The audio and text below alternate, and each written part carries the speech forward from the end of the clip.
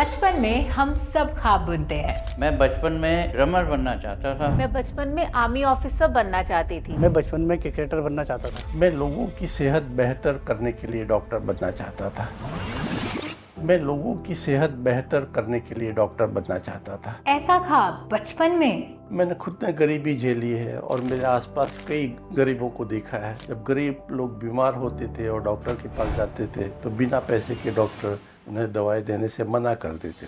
तो अपने बचपन के सपने को पूरा करने के लिए डॉक्टर हनीफ ने न केवल डॉक्टरी पढ़ी पर साइकियाट्री भी पढ़ी, ताकि लोगों की सोच पे काम कर सकें, उन्हें समझा सकें कि रोटी कपड़ा मकान के साथ साथ सेहत भी जरूरी है। लेकिन सोशल सिस्टम्स को समझने के लिए उन्होंने पहले एनजीओज में काम किया और फिर कुछ सालों बाद अपना एक क्लिनिक अहमदाबाद की एक बस्ती मिल्लत नगर में खोला। एक छोटा सा कमरा जिसमें था लकड़ी का पार्टीशन, वो बनाया और बस वहीं से काम शुरू कर दिया। डॉक्टर हनीफ यहाँ पैसे सिर्फ नाम के लिए लेते थे, काम के लिए नहीं। डॉक्टर हनीफ यहाँ न सिर्फ शारीरिक बल्कि दिमागी मुद्दों पर भी काम करते थे। एक ऐसी जगह जहाँ लोग आके अपना दुख दर्द उनसे शेयर करते थे। पर कैसे दुख दर्द? पैसों की कमी, औरतों का दर्जा, पढ़ाई लिखाई, साफ सफाई और सांप्रदायिकता। लोगों के साथ काम करते हुए मेरी समझ में आया कि सिर्फ दवा देने से आप सेहत सुधार नहीं सकते। ये सब चीजें कम्युनिटी हेल्थ का हिस्सा होनी जरूरी है।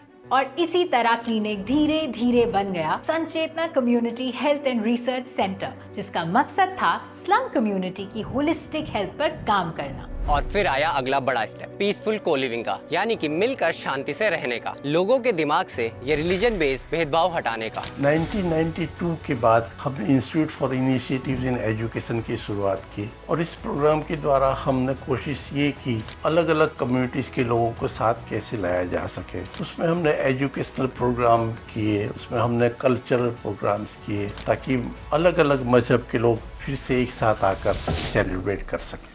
आज संचेतना को उष्मा खरे प्रोएक्टिवली चला रही हैं। सालों से डॉक्टर साहब, उष्मा जी और संचेतना लगे हुए हैं। क्या लगता है आपको, मुश्किलें आई थी? उनके बीच में से नहीं था मैं। लोगों को लगता था कि मेरे मोटिव गलत है, मैं कुछ और करना चाहता हूँ। तो भरोसे का एक बड़ी समस्या थी जिसका हमें सामना करना पड़ा। हमारे बारे में बहुत गलत सलत बातें भी फैलाई गई और धमकियां भी मिली। लेकिन वो हर मुश्किल को सुलझाते गए, अपनी बात समझाते रहे उन्हें भी जिनसे उनके विचार नहीं मिलते थे। 1983 से आज तक संचेतना जोरों शोरों से बस्ती के लोगों के साथ काम में जुटा है। न सिर्फ बीमारों का इलाज बल्कि होलिस्टिक वेलनेस के हर पहलू पर संचेतना काम कर रहा है।